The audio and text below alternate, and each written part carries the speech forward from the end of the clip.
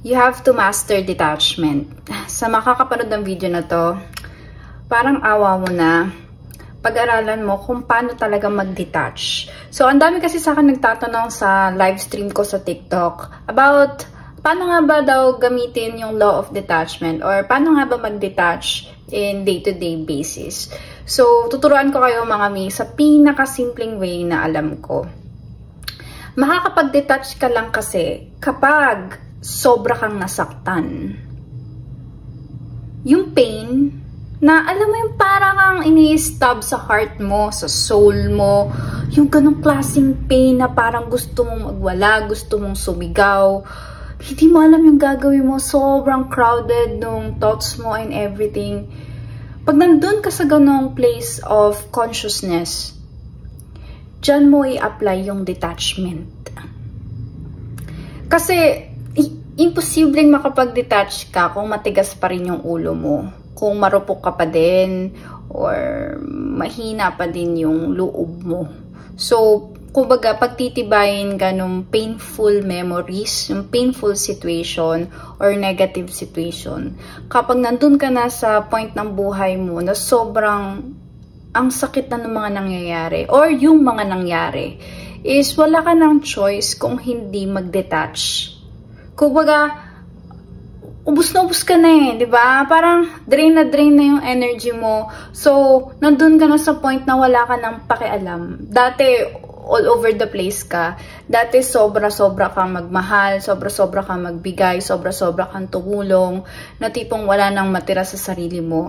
Alam niyo yung ganong stage ng life? Nafe-feel niyo ako mga mare. So kapag ka naramdaman mo na parang mag-isa ka na lang at parang bang kapag ikaw may kailangan, walang nandyan para sa'yo. Kung hindi si God lang. Dyan mo na ma-activate yung pagiging detached or yung law of detachment or yung pagiging stoic. So, ang sa akin lang, hindi nyo naman kailangan pagdaanan yung lahat ng yon. So, maging matalino ka kasi pwedeng i-observe mo yung buhay ng ibang tao na nakapaligid sa'yo, yung mga nilo-look up mong tao, mga coaches, mentors, teachers mo, o basta yung mga iniidolo mo sa buhay.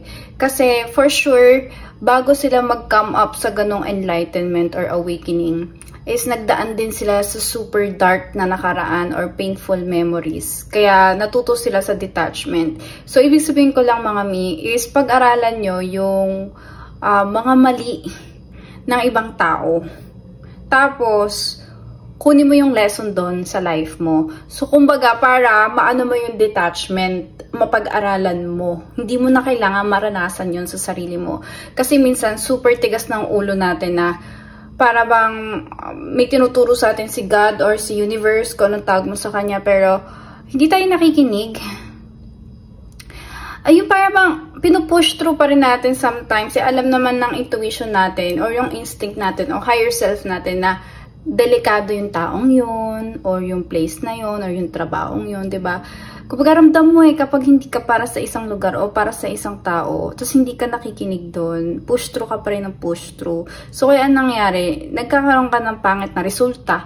Tapos sa huli, parang, magiging devastated ka o frustrated.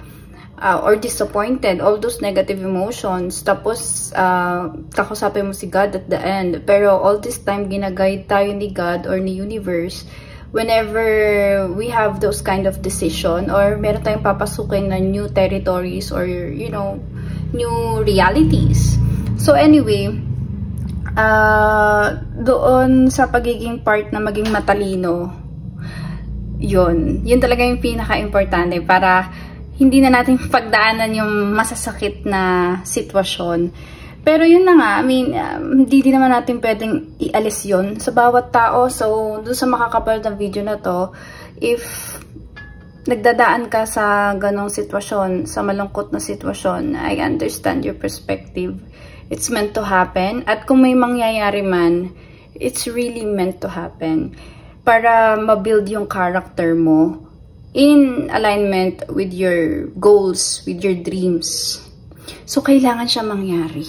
So, kumbaga, hindi natin pwedeng ialis sa tao na hindi natin ma-experience yung pain Kasi it's needed for growth, for progress. No, hindi tayo mapupush, hindi tayo sisipagan sa buhay, hindi tayo magiging consistent, hindi tayo mangangarap if wala tayong pinanggagalingan. Alam mo yun, yung parang wala tayong hugot sa buhay. So, minsan, nakakatulong din yung pain para maging successful ang isang tao. So, kaya, ayun, kung di mo pa nararanasan yun, eh di maging matalino ka. Pero, time will come. It's inevitable. Lahat ng tao ay makakaramdam ng pain or negative emotions throughout his or her life. So just be careful and just enjoy your life as it is, no? But, you know, at an early age, practice detachment. The moment na mapanood mo tong video na to, I hope na maalala mo yung detachment when the time comes na biglang magkaroon ng sitwasyon sa life mo na pilit kang tinitrigger lahat ng emosyon mo, pilit gustong anuhin ikaw, i-shake lahat ng pinaghirapan mo, gustong sirain lahat. So, dapat mas mas disiplinado yung thoughts mo, yung energy mo, yung vibration mo, yung mind mo over these external factors or these external people. Kasi, ano yan, inevitable. Kumbaga, mangyayari't mangyayari. Kahit saan ka magpunta ng part ng mundo, merong mga taong toxic talaga.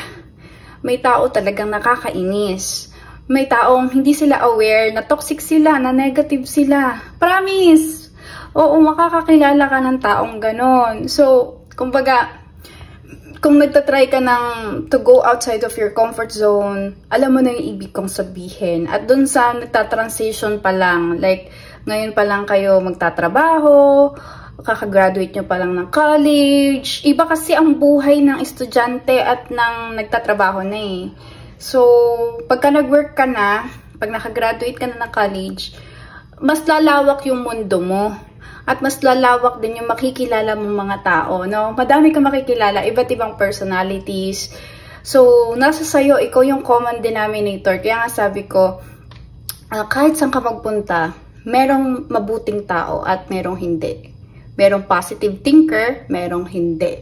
So, ikaw lang yung kayang mong kontrolin, hindi itong mga ito. So, I hope i-practice mo na kagad yung detachment as the moment na mapanood mo itong video na to kasi some situation will test you and the universe will test you, especially if malapit ka na sa manifestation mo. Ganun eh, titingnan niya kung ready ka na ba? Ready ka na ba doon sa hinihiling mo sa kanya? Doon sa dinedeclare mo? Kasi kapag ka hindi ka ready, pipitik ka. Talagang matitrigger ka. Sabi-sabihin may kulang pa sa'yo. So, kaya minsan, mapapansin mo, parang yearly na lang, may nangyayaring something. Paulit-ulit yung problema, paulit-ulit yung challenge na yon. Pero, it's a blessing in disguise, no? God or the universe is teaching you how to let go and to let God or how to detach. So, hanggat hindi mo na pa-practice yon, hanggat hindi mo na ma-master at hindi mo ina-apply, paulit-ulit yung magiging problema mo in regards to that issue. So, maging observant ka rin sa life mo. Ano nga ba yung paulit-ulit na nangyayari? Kada 3 years, kada 2 years, kada isang taon, di ba? So, ayun lang. Huwag mo nang hayaan na matrigger ka ng negative people, negative things. Napakalayo mo na sa dati. Like, comparing mo do sa dati mong ikaw, no? Super layo mo na. So, sayang ang pinaghirapan mo, Mi, kung masyado ka pa ring attached sa past. At walang magandang maidudulot kapag sobrang addicted ka sa nakaraan mo. Magiging paulit-ulit lang ang lahat. Kasi imagine, you're living in the present moment, but your consciousness is from the past. You're still operating from your past self. So, ano mangyayari? If you're operating from your past self in the present reality, the future will just be the same. And the history will repeat itself. Kasi you're operating from the past. You should operate as if you already got yung mga gusto mong marating sa buhay. Dapat nasa ganung consciousness ka na eh. Kaya dapat hindi ka na natitrigger sa nakaraan. You should remember your future. Not to remember always the past. Nagigets niyo ako kasi some people, ang hilig nila mag-throwback. Super love nila ang pag-usapan yung nakaraan. On a day-to-day basis. Especially if may mga reunion, yung mga repost sa Facebook, repost sa Instagram, repost sa TikTok, sa YouTube, diba? All about the past. So the more that you talk about it, the more that you entertain all about the stories of your dark past, the more it will resurface and the more it will happen again in the near future. So kung hindi mo gusto yung mangyari, yun yung advice ko sa'yo. Tigil-tigilan mo na.